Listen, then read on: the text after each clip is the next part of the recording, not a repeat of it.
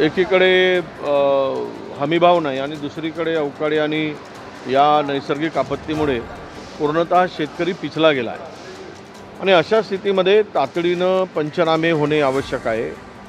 मुख्यमंत्र्यांनाही आमची आणि त्या दोनही उपमुख्यमंत्र्यांना विनंती आहे की लवकरात लवकर हे पंचनामेचे आदेश द्या आणि नुकसान भरपाई घोषित करा. कारण हे नैसर्गिक आपत्ती आहे. नैसर्गिक आपत्तीमध्ये NDRF SDRFच्या निकषाप्रमाणे जे बसेल तेव्हा तेवढं तरी किमान द्या. केंद्र सरकारकडे मागणी करा. केंद्र सरकार तुमचं आहे आणि केंद्राकडून ही मदत लवकर तातडीनं मिळाली पाहिजे. GSTच्या रूपानं महाराष्ट्राला केंद्र सरकार लुटतो आहे आणि महाराष्ट्राच्या वाट्याला पैसे देताना त्यांचा हात आकडता होतो आहे. त्यामुळं यांनी तिकडे ताकद दाखवावी आणि शेतकऱ्याला भरीव मदत लवकरात लवकर कशी मिळेल यासाठी प्रयत्न करावा. जातीय जनगणना मला वाटतं की हे निवडणूक बिहारच्या तोंडावर घेतलेला हा निर्णय आहे. अजून त्याच्या संदर्भातला क्लिअर ड्राफ्ट काही अजून आलेला नाही किंवा त्याची काय ते जातीय जनगणनेचे निकष असणार आहेत ते संपूर्ण बाहेर आल्याशिवाय त्यावर बोलणं उचित होणार नाही. पण एक लक्षात घेतलं पाहिजे की जातीय जनगणना ही होणे क्रमप्राप्त होतं आणि त्याची आवश्यकता होती. कारण उद्याचं आरक्षण हे त्यावरच आधारित ठरणार आहे. त्यामुळे कोणी जर आमची संख्या OBCची कमी दाखवण्याचा प्रयत्न केला तर त्याला त्याचे फळं भोगावे लागतील.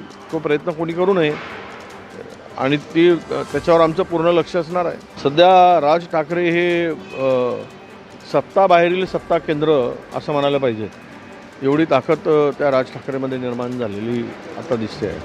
सगळ्यांनाच राज ठाकरेची गरज पडायला लागली म्हणजेच यांचे चपला झिजवण्याचं काम राज ठाकरे करत आहेत आणि हे चपला झिजतपर्यंत त्या दरवाजात जात राहतील अशी एकूण राज्याची परिस्थिती निर्माण करून दिली आहे.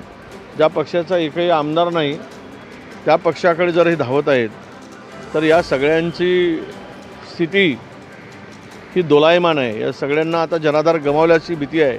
त्यामुळे निवडणुका जिंकण्याची शक्यता दिसत नाही. त्यामुळं कदाचित हा प्रयत्न त्यांचा असू शकेल. भारताने अमेरिकेला ज्या आमच्या देशांच्या पंतप्रधानांनी ज्या ताकदीनं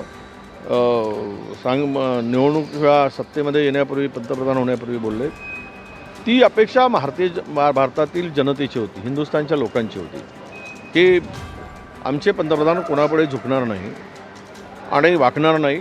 ही जी स्थिती होती तो भंग झाला आहे.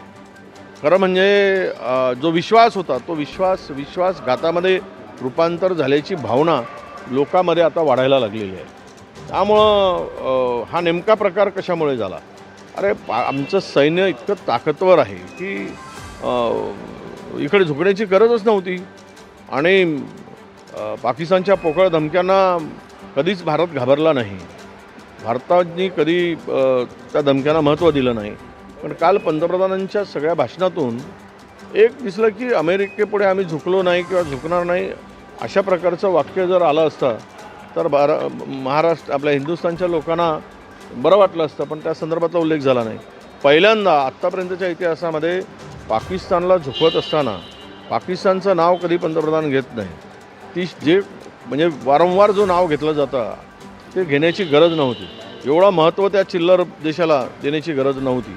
पण आता काय त्यांच्या प्लॅनिंग आहेत हे मला सांगता येणार नाही. पण कालचं पंतप्रधान महोदयांचं भाषण जे होतं ते भाषण अमेरिकेला इशारा देणारं ठरायला पाहिजे होतं. पण ते काही दिसलं नाही. ते ऐकलं आम्ही. त्यांच्या भाषणानंतर पंतप्रधानांचं भाषण झालं. पूर्वी त्यांचं भाषण झाल्यानंतर आमच्या देशाच्या पंतप्रधानांचं भाषण. पण ती अपेक्षा होती की ट्रम्प हमको जिंकते नाही. आणि ज्यावेळेस ते म्हणत होते की मुंबईवर हल्ला होतो आणि रडत रडत अमेरिकेकडे जाऊन सांगतात पाकिस्तानात घुसायला पाहिजेत. नका घुसू पण सैन्य आमचे ताकदवर आहेत. त्यांना तुम्ही जो अधिकार दिला होता किंवा त्यांना तुम्ही पूर्ण निर्णय घेण्याचा तुम्ही त्यांना अधिकार दिला पण त्यावर तरी ठाम राहून ते करण्याची आवश्यकता होती. पण काल पंतप्रधानांच्या भाषणातून निराशा आणि हतबलता दिसली.